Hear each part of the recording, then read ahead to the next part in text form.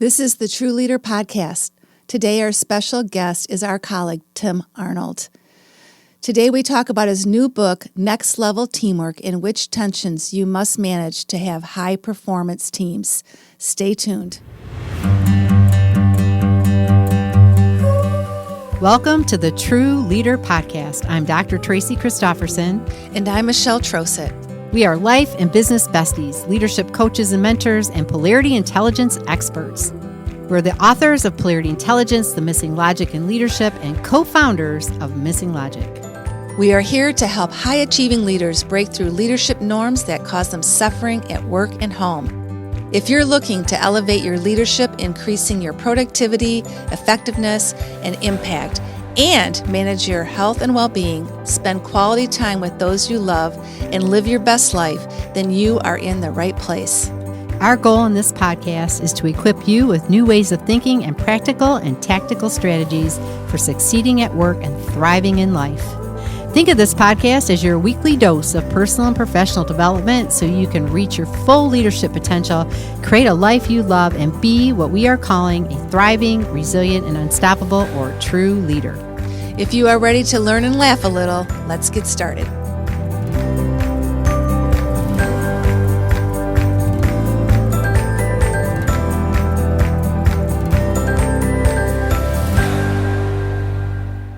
Welcome to another episode of the True Leader Podcast. I am Michelle.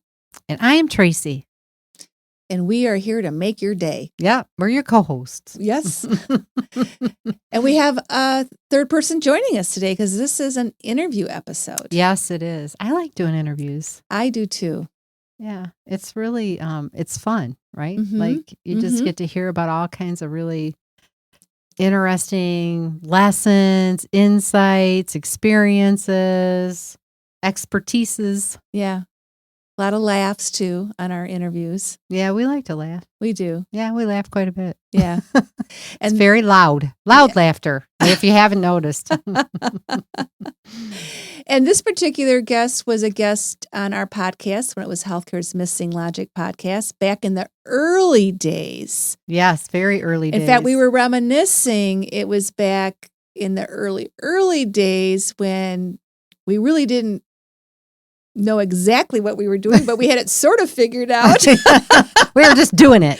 We were novice podcasters. We were, and he was very gracious to be Yes. on our show and talk with us. And we've known him for quite a while through other mutual acquaintances. Again, networks of people that introduce you to people, right? That's right. Yeah, and just he's a really wonderful person. He's a wonderful man. We're very much aligned in our work, and he wrote another book.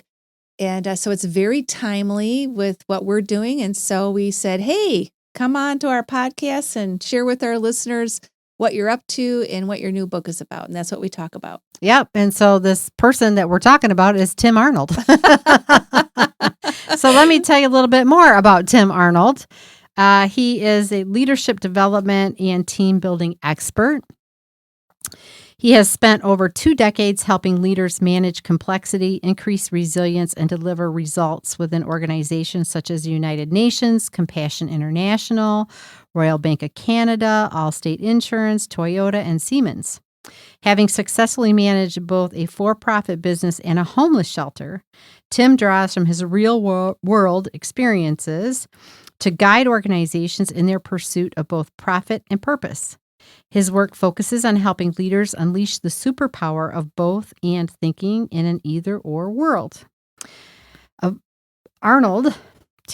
Arnold, is the author of the best-selling books Next Level Teamwork, Lead with and the Power of Healthy Tension.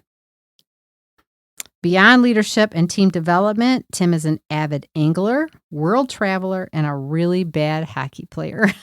Sorry, Tim, had to tell. Yeah, that's okay. We love hockey, and we love you, Tim. So without further ado, here's our interview with Tim Arnold.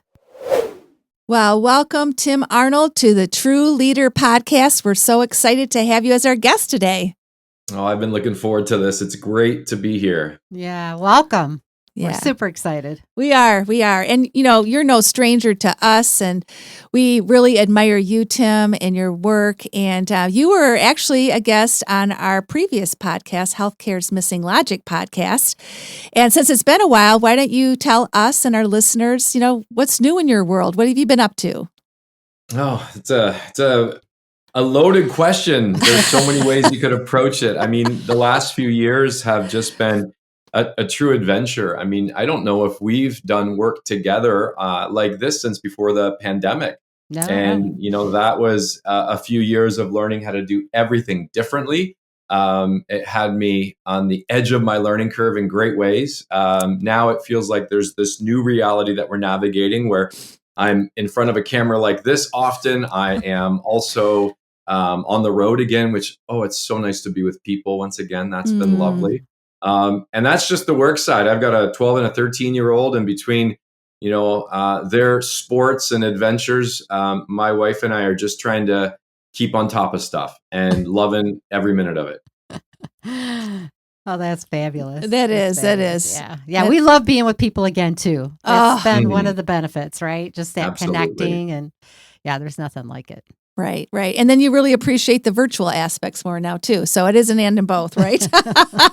It is, in a good way, for sure. Yeah.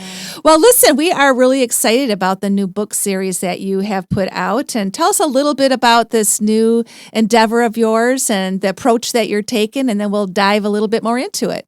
Sure. So, like the two of you, my life has been changed and improved gratefully by understanding this phenomenon of polarities and paradox. And it's something I've kind of devoted my career to studying and researching and writing about. And, years ago, it was really just the concept of polarities and tensions. But in the last few years, I realized that there's certain things that organizations face where there's a couple underlying tensions or polarities that if we could just name them and learn to manage them just a bit more effectively, gosh, it would make such a difference in allowing us to really walk our talk. And I'm working on a series right now. I just released my first book of a 3-book series, Next Level Teamwork. And it does just that. So in about 50 to 55 pages, it says, in a nutshell, when it comes to teamwork, nobody's totally figured out. It's always a work in progress. Whether you're in a team of 2 or a team of 200, it's always a work in progress.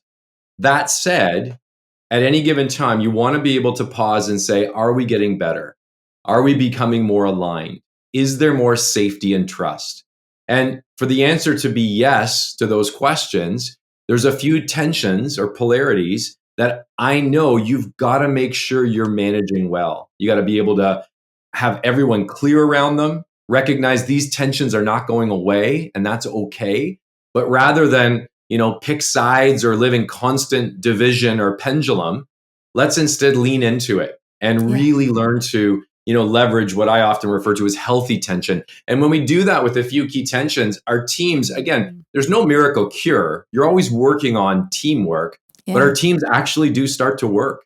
So this is the first, and it's really focused on this idea of next level teamwork, making sure that 1 + 1 + 1 at least equals more than 3. But you all know that, 1 + 1 can actually equal 50 or 100, and that's the goal. Yeah. Oh, that's awesome. That's awesome. Well, tell us a little bit about how you've kind of laid out the book and how, how do you walk the readers through this process of kind of grasping these 5 different polarities actually that you talk about in the book? How does that kind of laid out for them? Sure. And I should probably let everyone who's listening know I'll use the word polarities and tensions pretty interchangeably. I often use the word managing tensions. So polarities, paradoxes, we're talking the same thing.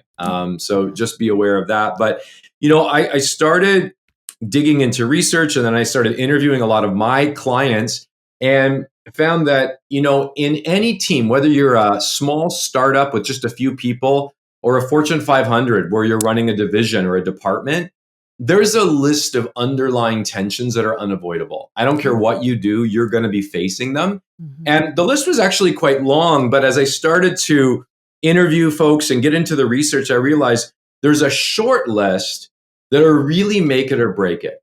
Meaning that if you could just focus on these ones, if you could just make these ones a common language with your team and be committed to managing them well, it would really make the key difference. So I took the long list and narrowed it down to five key tensions that I'd say every team has to manage. And you're already dealing with them. The question is, are we managing them well? Are we leveraging them? So the short, I call it a playbook because it's just full of plays that you can put into practice right away. Next level teamwork identifies 5 of these tensions and says, here's kind of how you can name and assess it, kind of look at how well are you managing it now. And here's some practical things that you can do to manage each of these tensions just a bit more effectively in the season ahead. Well, and so the 5, let's talk about what the 5 are, right? Absolutely. So it's drum roll, please. Yes, here we go. Here's the big 5 everybody's dealing with. And I'm sure our listeners will recognize this. As soon as we say them, they'll know. They've probably experienced them. They just didn't know what it was or didn't have that common language, like you said, to really talk about them. So focusing on task and relationships, leveraging structure and flexibility, communicating truthfully and tactfully, promoting collaboration and independence, and increasing empowerment and accountability. What a great list. 5. Those are the 5. And, what's interesting is that, the specific words I use may not be what you would use in your team, but the essence, the spirit of those tensions, again, once you get a little bit of insight into each one, you're like, oh yeah, we deal with that all the time. I often say whenever you're in a meeting and someone's surfacing a concern or an opportunity, in the back of your mind, you're thinking, are we still talking about this? Or are we still dealing with this? That's a great indicator that this isn't probably a solvable problem. And that's okay. Let's just call it as it is. And let's look at how can we manage this well. Yeah. Well, let's start at the top. First of all, we work with polarities with leaders as well, as you already said, Tim, and we also recognize even in our own team. Like, I appreciate what you said, whether it's 2 people, 4 people, 200 people, and so the first one was task and relationships. Yeah. And Tracy and I, you just need to know up front that we hold preference polls of the opposite of these all the way down the list. All the way. Which we know is a great thing because we know how to lean into them. And we also know, and it's something we're always working on too, right? It's just, that's the beauty of polarities. You just learn how to leverage that tension at all times. But the task and relationship one, I think, is something that we see leaders also just it's a top tension. So tell us a little bit about why that one was the first one and what you see when you're managing it well, what some of the outcomes are. Sure. And I would say you have a wonderful community and audience of folks who talk the language of polarities often, but I think it's just good to kind of stand back and remember there's certain things like breathing, where one side can't exist without the other, or at least it can't exist in a healthy way. Inhaling needs exhaling, or you're blue in the face. Well, in a team, if you really want trust and psychological safety, on one level, you do need to be task focused. I need to be able to just deliver and make sure that that I'm going to kind of produce what you're expecting me to produce. Like, the task focus is important. We got to get stuff done. And what's interesting is I think through the pandemic, we learned that we could actually be more task focused than we even knew we could. And we don't even need to be together. We can work remotely and we can find new ways to just put our head down. And I think, at the end of maybe year 1 or the middle of year 2 of the pandemic, we thought, gosh, we're still getting stuff done. And yet, I know at least in the teams that I work with around the world, I was hearing the same conversation, but we're starting to lose that essence of trust and connection and that sense of belonging. And people that were always star performers and were all in for the long haul, well, now they don't feel as connected to what we're doing. And, they're maybe a little bit more apt to look around at other opportunities. And I think we've learned that task focus is amazing, but we also need to continually value relationships, even when we're not face to face. And, I'm not talking about the necessity to go out to the woods for 2 days and do trust falls or hold hands and sing kumbaya, but we do need to know each other beyond job descriptions. Yeah. We need to actually know each other as human beings. And, I think one thing that even in my small team, when we start to neglect the relationship side, first of all, we start to lose alignment because everyone's just working in their own little silo. But beyond that, we just get more snippy with each other. You feel it, the relationships, and we have a wonderful group of people who really value each other, but that relationship focus matters. And what's interesting about polarities and tensions is it's not about 50-50. It's not about we need equal, equivalent portions. You still, and I know in my team, we're much more focused on task accomplishment, but we really make sure that the values of relationships aren't getting neglected. And, there's simple things that you can do to make that happen. I think, there's a wonderful quote from leadership philosopher Peter Block. He says, we have to establish connection with each other, connection before content. Without relatedness, no real work can occur. And I think even that is a motto to say connection before content. So, I'm thinking about this conversation today. We deliberately set up a call ahead of time just to check in, just to see what's going on in your world and how are things going and what are you excited about. And that type of connection doesn't take long, but I guarantee it makes this experience right now incredibly richer, much more strong. And, I say to leaders all the time, when you've got Zoom meeting schedules, carve out 5 minutes of connection before you dive into content. Because what happens is, and this doesn't matter if we're in the boardroom or at the Zoom meeting, we often will say, how's everyone doing? And the answer we get is good or busy. And then we get down to work. So what we need to do is just change that a bit to ask, real questions. Hey, how was everyone's weekend? What's something you're looking forward to in the season ahead? What's one thing that's really been on your mind lately? Just simple questions. And I'll tell you, if you can carve out 5 minutes of a 30-minute meeting, the rest, that 25 other minutes will be so much more efficient, so much more connected. People who often don't say much start to speak up. So, little things like that. I also would say weekly, organizations need to do something to celebrate wins. There's, regardless of the situation you're in, something's working. And you got to train your eye to look for it. And when we do that, we actually sense that related connection.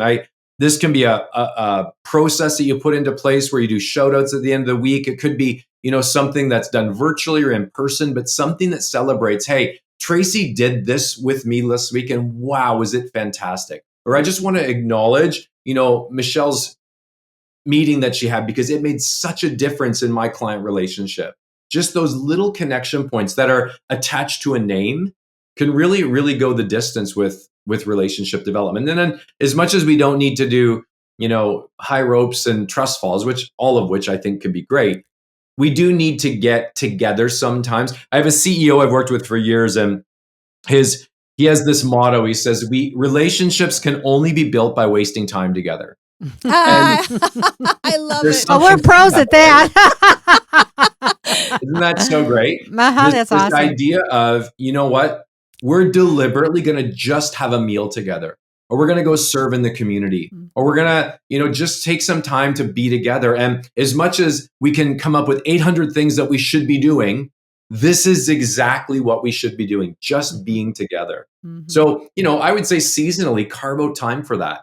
And as a task-biased person, those are things I have to put in my calendar because I won't do that naturally. That's a blind spot for me. But I know that when I remind myself to schedule those one-on-ones, schedule that connection before content, it's a win-win. On the other side, I would say just because your team is busy doesn't mean that they've got a healthy task focus. Busyness and productivity are not the same thing. No. Yeah. So what I would say to you, if you want to make sure that you're not just busy, you're not just task focused, but you got a healthy focus on task. And when I was writing Next Level Teamwork, I really spent some time digging through research. And I found that at any given time, if you want to assess how healthy is our task focus, there's 3 questions that your team should answer yes to on any given day. Individually, each team member needs to say, am I clear what my piece is? And do I have what I need to deliver on it? And a job description is not enough. I need to know, what does that look like by the end of the week? What does that look like by the end of the month? And do I have the people, the time, the resources to win? That's the one question. The second, linked to a healthy task focus, is, am I surrounded by team members who are engaged and committed to delivering on their piece? And you know this because in small organizations like yours, one of the biggest things to engage you is to be around engaged people. It's contagious. And the opposite's true as well. If you've got a lot of people that are just okay with mediocrity, that task focused, people will stay busy, but productivity goes down. Mm-hmm. And the last one is just, I think if we want a healthy task focused, we need to at any given time be able to assess, how do I know if I'm winning or losing? What does a win look like for me and for our team? Mm-hmm. And that's not just once a year checking in with metrics. It's next month, what would a win look like? How would we know if we're not winning? Mm-hmm. And, I work with some organizations that have really clear KPIs. They're in sales and marketing. It's easy to assess, but there's lots of organizations, nonprofits, service organizations, where assessing those wins and losses is trickier. And yet it's every bit as important. Yeah. Yeah. Well, those are great points. Really great points. Great examples. Oh, yeah. Yeah. And I think, one of the things that we've done, in our business, we've been very intentional about, check-ins every Monday, celebrations every month. Like, I think you have to bake it into your culture, to your point, schedule it, make it a part of who you are as a team, how you operate as a team. And then you're more likely to do these things, right, that are going to keep the relationship piece high.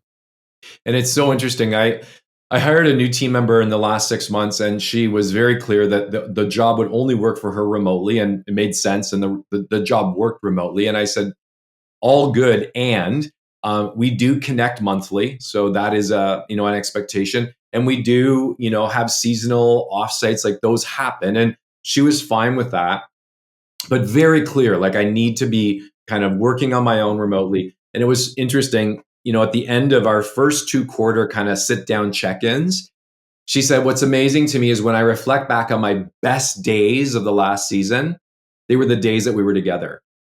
And she said, and the funny thing is, I still want to work on my own, and I still like to work from home and remotely, but I'm realizing I need those days. Yeah. And, sometimes as a leader, we have to just be able to say, hey, we are all about people putting their head down and getting their work done, but not to the neglect of relationships. And we will fight hard to make sure that we have time and space for that relationship development. Mm-hmm. Yeah. That's so important. It is. That's so important. Well, another tension is the structure and flexibility. Tell us about that. Yeah, what's interesting is I would feel, based on the conversations I have with organizations every week, that we've come out of the pandemic with this new expectation of flexibility. And I hear managers and leaders say constantly, like, I can't recruit and keep people if I don't have a lot more flexibility than we used to have. Mm-hmm. And we're realizing that flexibility without structure doesn't work. And as we increase flexibility, paradoxically, we need to increase structure. One needs to be valued with the other. And, it's interesting because I feel, even in our small company, the pandemic kind of gave us this gift of realizing we could have more flexibility than we ever knew. Yeah. But we've had to be really, really mindful of what structures need to be in place for that flexibility to be healthy. And, one thing I say to organizations often, it's actually advice that was given to me many years ago. I remember when Becky and I were engaged, we were spending some time with this couple. They were kind of mentoring us. And I remember the one individual said, you don't know this, but you're going into this relationship, this marriage, with lots of expectations on the other person, but you won't know what they are until they're not met. And she goes, based on your past experiences, based on your upbringing, based on marriages, this is just how it works until it's not. And what you need to be clear on is that's when you need to have the conversation, not about right and wrong, but of, hey, I'm curious, or wow, that was a surprise to me. And, one thing I say to organizations right now, as you're getting into more flexibility, when you feel like, a team member hasn't met the mark or is taking advantage of a system, or is kind of letting you down in some way, start by just being curious and use that as an opportunity for a conversation, because maybe you're not aligned on some structures. Maybe your expectation just isn't where theirs is. So things like punctuality, do we work in an environment where you can kind of show up a little bit later as long as you make up the time or not? And again, there's lots of different approaches, but if you feel like something's been violated, that's when you want to check in on it. Another great one is availability of talking to coworkers after work hours. Is this fully flexible, or is there some structures and expectations in place? I even know in our team, we talk a lot about kind of communication structures. When do you call someone? When do you email someone? When is a text okay? And again, I think as we're navigating more flexibility, sometimes we just have to pause and say, are we aligned? And I'm not suggesting a structure playbook that's 100 pages long, but I do think it's good to say, hey, as much as we have lots of flexibility, here's a few structures that we have. And those structures lead to expectations. So when it comes things to around meeting behaviors, availability, communication, punctuality, that's when we do want to clarify a few of those structures, not to the neglect of flexibility, but so the flexibility works. Right. Well, and so it's fair, I think, too, right? To your point, don't take advantage of the flexibility, but leverage it. Absolutely. Yeah, it's great. Yeah, and it does help keep everyone aligned too. So that managing that tension as well. Okay. Communicating truthfully and tactfully. Our favorite. Our favorite. What's your preference, Paul? I'm on the tact side, or I'm sorry, I'm on the truth side. Are you? Ironically or incidentally, I was raised in a way where we were like our family norm was strong on the tactful. We were caring. There was no question. There was love, but we didn't go there with each other because we didn't want to be disrespectful. We didn't want to hurt people's feelings. I remember even when I was in my second year university, I came back from school and I decided to completely change my career path, which meant I had to go back and redo programs and courses. So Thanksgiving weekend, I was at the dinner table. I told the family, and they were so accommodating and kind and supportive, my mom and dad. And yet I remember the next morning I was chatting with my sister. And I'm like, oh, I'm so relieved. Mom and dad are so good with my decision. And she's like, oh no, they're not at all. They're very upset. And I'm like, why can't we have the conversation? And I think in some ways it almost made me swing to the other side, where it's just truth and candor and say it like it is. But I've learned, sometimes the hard way, that brutally honest is actually not a badge of honor.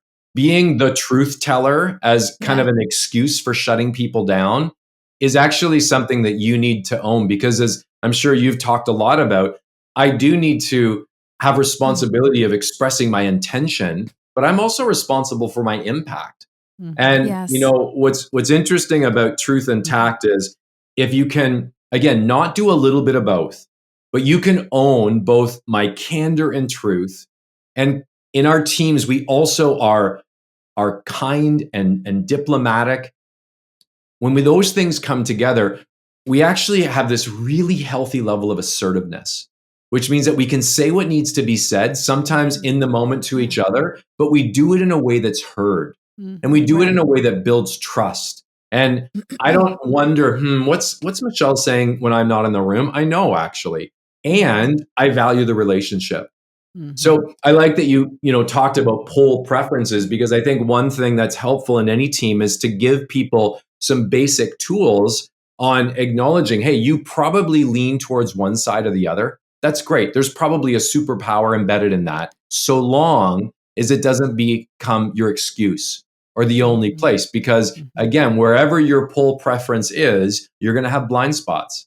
So you need to do things that check in with those blind spots. I know as a person that's very biased towards truth and candor, out of the 100 emails I send a day, there's probably one or two that I know I can't send until my colleague Claudia reads it. And she has a strong bias towards tactfulness and diplomacy. And she'd say, Tim, you just can't send that. I'm like, "Okay, it's so clear. It's honest." And she's like, "But here's the message you're sending." Right. And you know what's interesting is I just won't see that on my own. Mhm. So Yeah. I have to own the fact that sometimes I got to go beyond what's comfortable and actually lean into someone who's on the other side of the Right. continuum. And Mhm. similarly, I think, one thing I say to teams that are in kind of the downside of being overly nice. I don't want to hurt Mhm. people's feelings. We're really nice to, and again, kind and nice are not the same thing, but that can be a whole other Yeah. conversation. You should anticipate that if you're wanting to step up a little bit of the candor and the truth, it will be uncomfortable.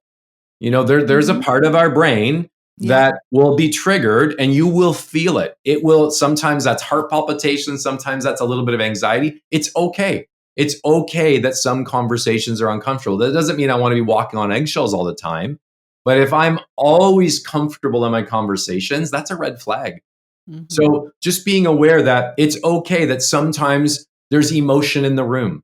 And it's okay sometimes that I have to actually prepare myself to have a conversation. That's actually a sign that you're not just caring, but you're also candid. And that's a Mhm. great blend. Yeah, it really is. And I think, I've recognized that growth comes from the discomfort and you just have to go through it. And that it's better to practice that consistently than just to hold on what you really want to say, but you don't say it and you don't say it. And then actually the tension builds and builds and builds. And Mhm. so it's just a good practice. It's such a personal one, right? It The is. truth and tact, like it's such a personal one that you have to own it, to your point. Absolutely. Yeah. Yeah, and I think too, it's when it's uncomfortable, it's why is it uncomfortable? So Mhm. I think you got to do your own reflection Yeah. around what is this really all about for Mhm. me, right? Like as Mhm. an individual.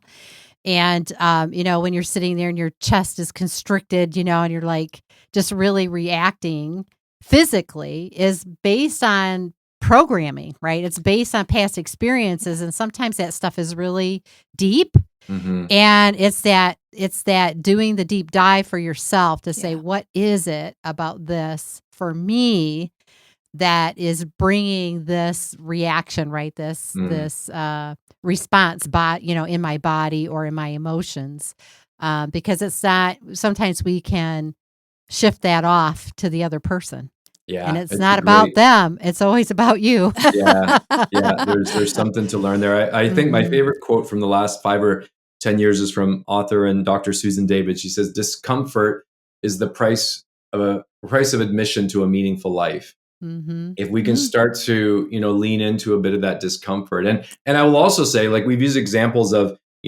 speaking up or being more truthful. For me, sometimes it's uncomfortable to do what's right, which is say nothing or to hold back or to actually say, you know what, I don't need to have this conversation right now. That's uncomfortable because I want to have it. I want to have it in the moment. I want to just say what I'm thinking. Well, you know what, I've learned that sometimes if I just pause, I can come back from lunch and realize this isn't even a big deal. Or, you know what, I'm seeing it differently now. So discomfort Yeah. can come from any side of that polarity. Mhm. Mhm. And there can be a lot of wisdom there. Oh, definitely. There's always wisdom. Always. Mhm.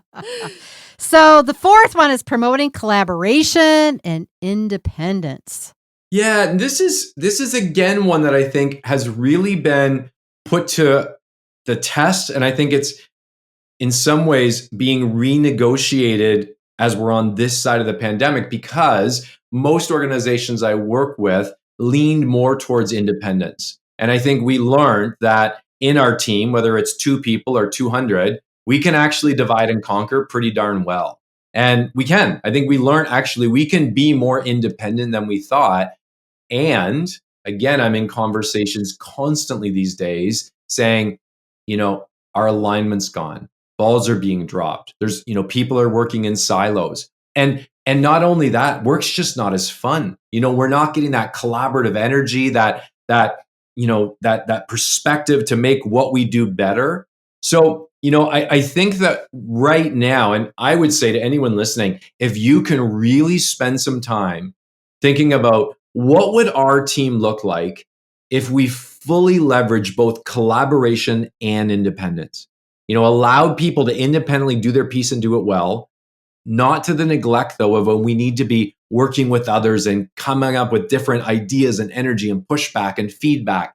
And the one thing that I would also say is this will be different for every single person listening, because collaboration and independence looks different based on the organization you're in. A great way to look at it is think of your organization as almost a sports team. And, there's teams like relay teams where at the end of the day, I got to stay in my lane and I just got to make sure that handoff is done well. That's the well, that team doesn't need as much collaboration as, say, a hockey team where, no, my teammates were always passing back and forth, supporting each other. We're constantly changing our plays, changing our strategy. Well, that team needs a lot more collaboration. There's also teams, I would think of, like a competitive gymnast team, representing your country. Those small group of gymnasts want to collaborate in a way that allows them to win gold for the country, but they're also competing against each other. In sales organizations, for example, that happens where it's like, hey, I also need the independence to win gold for myself. So there's no one size fits all collaboration independence strategy. What you want to start with, and this can be a great kind of try this at home for everyone listening, go to your team and say, what would it look like for us to maximize, leverage collaboration and independence? Even what type of a team in the sports world or in the music world? There's bands and, I've heard it referred to as jazz trios as opposed to a symphony. Like, what would we look like? And then that leads to conversations around, okay, what are some things that we can do in the season ahead to leverage both independence and collaboration? That really gets back to the expectations that you mentioned earlier, right? Because unless you have that conversation, you may all have different expectations. And so I think that makes a lot of sense. Yeah. Yeah. Well, and the last, empowerment and accountability. Yeah. It's interesting. Sometimes the first cousin of this is freedom and responsibility. So I'd say focus on language that works for you. But I do feel, and it's so interesting because I was in a conversation yesterday with a senior leader who was next to tears. And she said, I feel, and in her mind, it was very much a generational thing. But she would say, I'm at a point where, my new hires expect so much empowerment. The expectation is, I don't want to be micromanaged. I just want to be empowered. And she talked about some experiences where some of these new team members had really not met the mark and dropped the ball. And she goes, and yet they're not willing to be accountable. And, I was saying, like, just first of all, that's a package deal. So I'm someone who leans towards empowerment. I love a team that has really high empowerment, but without accountability, it's disastrous. It's irresponsible. It's just not a business model that works. So, I'd say a few things around empowerment and accountability. First of all, if you look at least the research that I've spent time going through, empowerment is directly linked to purpose, mastery, and engagement. Like people, the best probably source is look at some of Daniel Pink's work. His book Drive really digs deep into this idea of if you can give people autonomy and mastery in something, their sense of engagement and purpose goes up.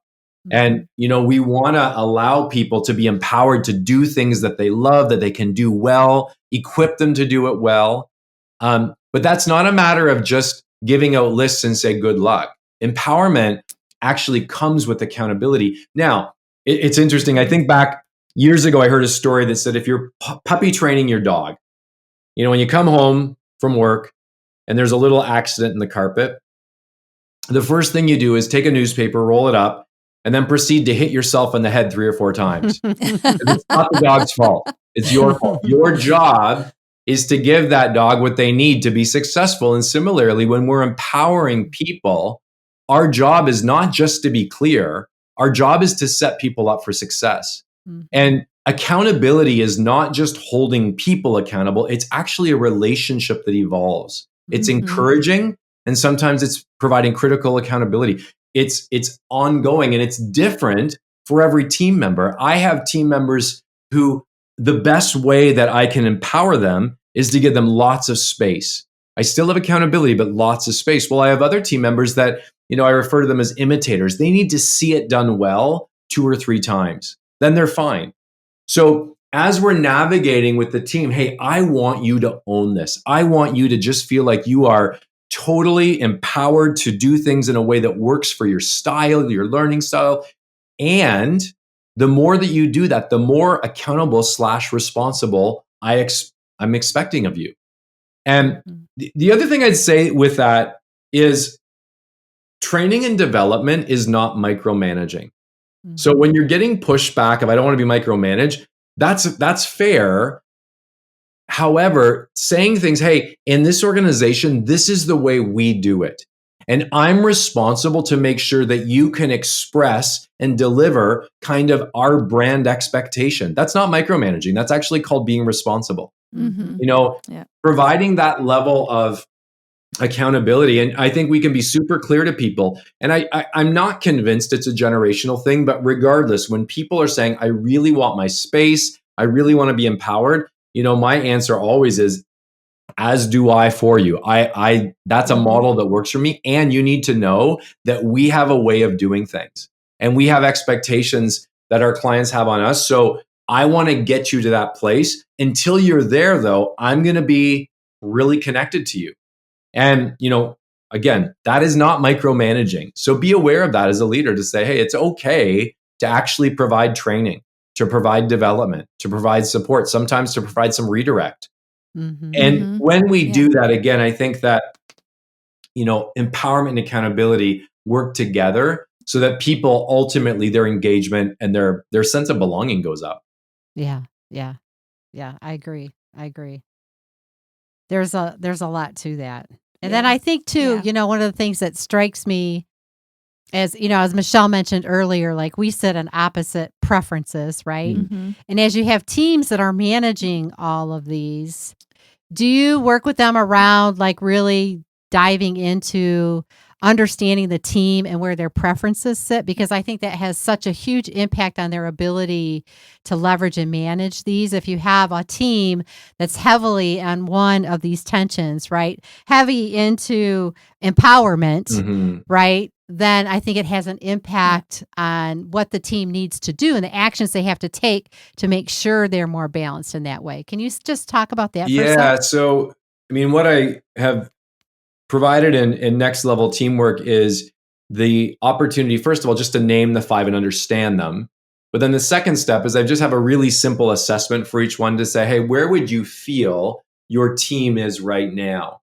And, there's times when I work with groups and they'd say, oh, we've leveraged that tension. We're getting all the upsides of both. But it's very common that we find ourselves very weighted on one side or the other. And again, that's when we want to pause and say, okay, let's not just pendulum swing and then go all about the other side until that doesn't work. Let's hold on to what's working, but ask ourselves, how do we integrate a little bit more of that other value, that opposite? Yeah. Now, the other side to that is that you want to look at that from an individual level.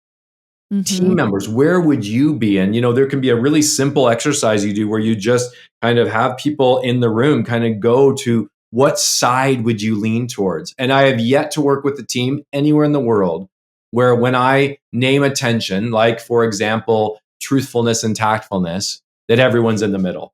There's people all over the room. Some people are subtly biased towards tact, some towards truth. Some people are against the wall because it's such a strong bias. And, I'll always say, this is a good thing. This means that we see things differently. We can provide perspective and pushback. And, I also say, wherever you are in the room, what you want to be looking for is the person on the other side. Because too often we seek out cheerleaders that see things the way we see them, where what we really want are challengers, people that can say, gosh, I don't see it that way. Or, you know what, here's the concern I have about that approach. Not to tell me I'm wrong, but to allow me to see a bigger picture. And I think when you can, again, name and assess where are we, and then look at where do people in the team lie, well, then we can start to say, okay, how do we use this to our advantage? Right. Again, we live in a world that loves to pick sides. We don't like to acknowledge that some things don't have an either or right wrong approach. But when we can get to the place with these tensions to say, hey, these are not going away. We will never solve these. It is not either or, it's both and. We start to recognize that there's actually wisdom in resistance. And there's harmony by unifying lots of different points of views and perspectives. And again, right now, I don't believe there's any greater competitive advantage than a team that can start to lean into some of these tensions. Yeah. Yeah. Oh, yeah. Hear, hear. Yeah, they are definitely the top 5. They're the ones we see everywhere as well and experience in our own teams. Yeah, so absolutely. Definitely. We do. Oh. So we enjoyed your book very much. And that's what I love about polarities too, is they never go away. So it's always learning. And as the team changes, you always need to relook at it. And we relook at our core company value polarities every quarter. So it's such a valuable tool. Can't imagine not having it. Thanks for bringing this to the world. Yeah, thank you, Tim. Thank you, Tim. Oh, it's my pleasure. And you know what? I will say that as I was starting to kind of get into researching and putting the book together, the research isn't super encouraging in terms of the amount of people that deal with team dysfunction day in and day out. The numbers are well over 50% of people who spend most of their, at least half their waking hours during the week dealing with division and drama and dysfunction. And it doesn't have to be that way. As much as there's no perfect team, and as much as we'll always be working away at it, if you're willing to kind of really lean into some of these tensions and together say, hey, we're going to manage these well, all of a sudden the team is something that gives us energy. The team's something that, allows us to feel like we belong here and we're doing good work. We're making a difference. So, I've said it many times, life's just way too short to, live in a dysfunctional team environment. So it's a great opportunity right now to say, how do we lean into some of these tensions and really make the most of who's around the table? Yeah, I totally agree. For sure. For sure. Well, we're going to close our time with you, Tim, with the true questions, because we want to get to know a little bit more about the true you, the personal side of you. So I'm going to ask you one question, and then Tracy's going to ask you a second question. So Fantastic. We can't wait to hear the answers. I can't wait to hear the questions. Yeah, I'm sure. All right. So the first question is, if you could spend a day with anyone, someone who's passed or someone that is still alive, who would it be and why? That's a wonderful question. If I could spend a day with anyone, I think it would be with Mother Teresa. I've read and studied, and when I was doing some research for my master's, I actually dug into her work a lot. And the more I learned, the more curious I became around just how she led, why she led the way she did. I actually had a chance to go to Calcutta and spend some time in the mission that she oversaw, and I find her and her work and really specifically her humble leadership style absolutely fascinating. And I just have countless questions for her. So I think it'd be Mother Teresa. Well, what an awesome answer. Awesome. That's great. Okay. Now this one's really hard. Okay. I'm so sorry. Michelle gave me the hard one. What's one important thing hockey has taught you about life? Wow, you're favoring my Canadian side. I love it. You know what I will tell you, and I've watched this with my son specifically.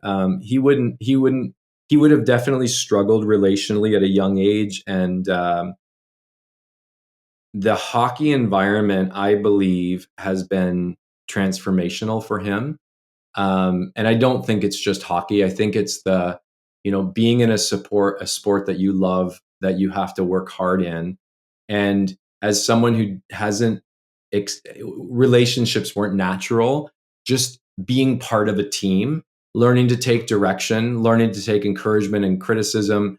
I feel that for him, relationally, socially, it's been truly life-changing. And I think that, we definitely, I think, have less opportunities than ever before to be in environments where we really get challenged and pushed. And, I think so long as those are challenges and pushes that are healthy, it's good to learn to win and lose. And it's actually good to sometimes make the team and sometimes not make the team. So I would feel, I that has taught me, but as I've watched it with my kids, both my son and daughter both play hockey. I think that it's just so healthy to be in a team environment that pushes you and on many levels. Yeah. Yeah. Oh, I love hockey. Well, you're welcome to join me as I drive Declan to a 6 a.m. practice 3 times a week. So feel free. You gotta really love hockey to be there. Oh, for sure. Oh, but what a great experience for your son, and probably for you as well, right? Just to see that growth and development for him, and how happy you must be that he's finding that for himself. So that's really awesome. It's fantastic. It's fun to watch, and I think we actually got the call last night. We're quite happy with the level he's at, but he said, I feel like I can go further. And we're like, oh, really? Like, it's kind of good right now. So he tried out for this new team as a travel team, and he was the only outside kid that made it. 70-some kids tried out. So we're like, wow, this is great. Wow. So it's made our lives very busy. I've loved every minute of it, but very busy. We got the call last night where he actually has been asked to go up a level, which regardless of our decision and his decision, I just think it's so good to realize, like, I'm capable of this. I can do this. I'm going to do the work. And it's he always says, 100 shots a night. He comes home and we got a shooting pad in the backyard, 100 shots a night. Because if I can do 100 shots a night, I'm going to get that top corner. Like, these are good lessons in life. It's fun to watch. Yeah. Oh, that gave me goosebumps. That's awesome. That's awesome. Yeah. Well, do you have any last remarks you'd like to make before we finally close our conversation today? No, I mean, thank you for inviting me back. I mean, it's always nice to be able to have a conversation like this, but to be actually able to come back and reconnect with the community and the two of you is an honor. I will say, I think that coming out of the pandemic, teams have really been put to the test because there's been so much change. There's been so much change in how we do our work, where we do our work. Technology's elevated in terms of how we leverage it. And in some ways, I think team effectiveness has really taken a hit. And, that's just sad because we want to spend our days working in a productive team, but it also, I think right now is just a great opportunity. So, don't be down and out because your team isn't knocking it out of the park. Actually, don't be that surprised. That's pretty common right now. And now's the time to say, okay, what does moving forward look like? What would it look like for us next quarter to be a little bit more aligned, a little bit more trusting, a little bit more collaborative? And I think that is the question that organizations need to be asking now more than ever. So happy to have the conversation with you. And I hope that this is exactly what some of your listeners needed to hear. Oh, I'm sure it is. Oh, yes. I have no doubt. That's right. Oh, thanks so much for being here with us. It's always such a pleasure to connect with you. And it was just a delight to do this session with you. And we want to thank our listeners as well. We're grateful for you being here listening. I'm sure you got a lot of value out of this conversation today. And if so, please share it. Share it with others. Let them know about Tim's new book and let them know about the podcast as well. And if you are so inclined, please subscribe to the True Leader podcast on your favorite app, and check us out also on YouTube if you'd like to actually watch it live. Watch the interview. Yes. Okay, take care, stay safe, and stay healthy. Take care. Bye. Bye.